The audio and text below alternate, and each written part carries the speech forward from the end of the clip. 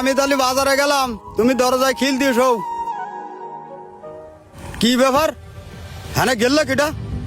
আমার বেরুনি পথ বন্ধ করে দিলে কিটা? আমি এখন বাজারে যাব কমনি, আমার বাড়িতে বেরুনি পথ বন্ধ করে দে। এত বড় সাহস কার হয়েছে? কিটা এ কাজ করেছিস? সামনে আছিস তুই? আমার জায়গা আমি গিয়েছি, তা তোর সমস্যা কি? আমার সমস্যা না, আমি বাজারে যাবো কমনি।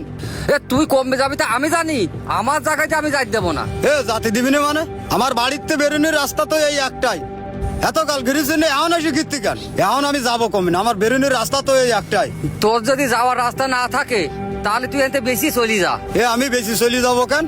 তুইও বাপের সবাল, আমিও বাপের সবাল। তুই রাস্তার পজিশন নিয়ে কলি দুই ভাই এক পথ দিয়ে আশা করবান। এখন তুই আমার এই পথ গিরি দিচ্ছিস, গিরি দিয়ে আমার তাড়াই দেওয়ার প্ল্যান করতেছিস। দাঁড়া, আমি তোর দেখতেছি, আমি চেয়ারম্যানের কাছে যাবো। তুই যা যা যা, তুই যা পার তাই করি নাকি?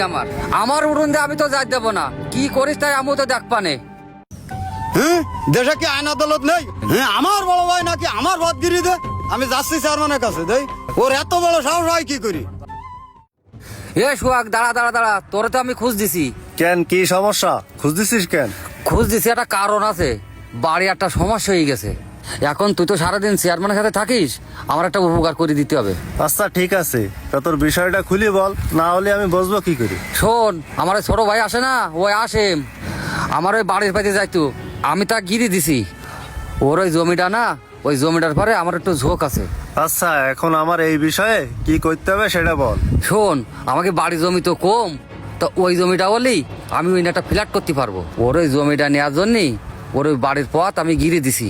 ও তো চেয়ারম্যানের কাছে গেছে মনে হয়। তুই ওই চেয়ারম্যানের কইয়ে জমিটা আমার নিয়ে দে, আমি তোর 50,000 টাকা দিবানে। আচ্ছা ঠিক আছে, তা বিষয়টা আমি দেখতেছি, দেই কি করা যায়। মনে করি দেখিস কিন্তু। চেয়ারম্যান সাহেব, আমার বড় ভাই রাস্তার পজিশন জমি নিয়ে দুইজনে এক পথ দিয়ে যা আসার কথা কই, এখন আমার পথ গিরি দিয়েছে। আমার বেরুনের ওই একটাই রাস্তা ছাড়া আর বারুনির কোনো রাস্তা নেই। আমার পথ গিরি দিয়ে এনতে জায়গা জমি বেশি চলে যেতে করছে। আমারও বাপের জমি, ওরও বাপের জমি, তাহলে আমি এনতে চলে যাবো কেন? তাই আমি আপনার কাছে আসলাম, আপনি একটা সুস্থ বিচার করে দেন। ঠিক আছে, সবকিছু তো শুনলাম। তরিকুল, এ তো তোমার আপন ভাই, তুমি তার পথ আটকাই দেছো, দোষ তো তোমার। তোমার উঠোন দিয়ে ওর রাস্তা দিতে চাই, এখন তুমি বেইমানি করতে চাও। চেয়ারম্যান সাহেব, তরিকুল আমাকে 50,000 টাকা দিতে চাইছে, তা আপনি তরিকুলের দোষ ধরতেছেন কেন? 50,000 টাকা দেবে তা তুমি আগে বলবা না? আপনার তো বলিলাম, আপনার হয়তো মনে নেই। আচ্ছা ঠিক আছে, আমি দেখতেছি। আসাম ভাই, দোষ তো তোমার। তুমি এইভাবে একটা লোকের উঠোন দিয়ে ভ্যান নিয়ে যাবা, সাইকেল নিয়ে যাবা, তুমি আর একজনের জায়গা দিয়ে যাবা কেন?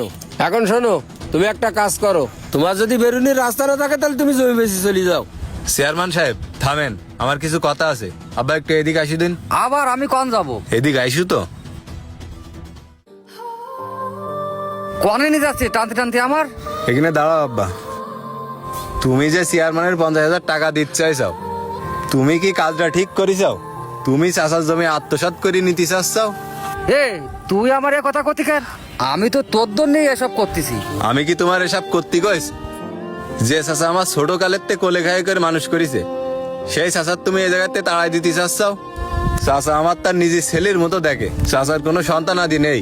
চাষা মরে গেলে ও জমি তো আমাকে রবে না। তুমি ভাও ভাও এই ঝামেলা করি চাষার মনে কষ্ট দিতে চাও কেন?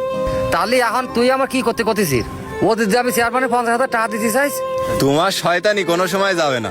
চেয়ারম্যানের অভিষয় আমি দেখবানে। তুমি এখন যাই চাচার কাছে ক্ষমা চাই নাও, এ নিয়ে আর ঝামেলা করি না। চলো চাচার কাছে ক্ষমা চাবো এখন। আচ্ছা ঠিক আছে, চল। আসেম ভাই, তুই একটু ওর দিন।